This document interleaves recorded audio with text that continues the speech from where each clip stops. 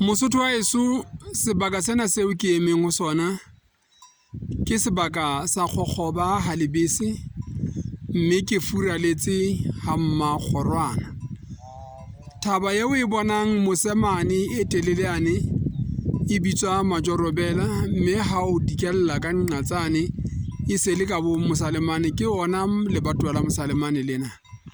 Dithaba tsane tse mose tsane tse ntlentle tsane tse di sene tse makgeka-kgeka ke dithaba tsa diotlwaneng, mme makewane ke eo wa e bona e haufinyane ka hodima matlapa a masweuane, ke a Thabo mane lesenkeng le benyang. Ke botle ba naha ya habo rona, naha ya Lesotho.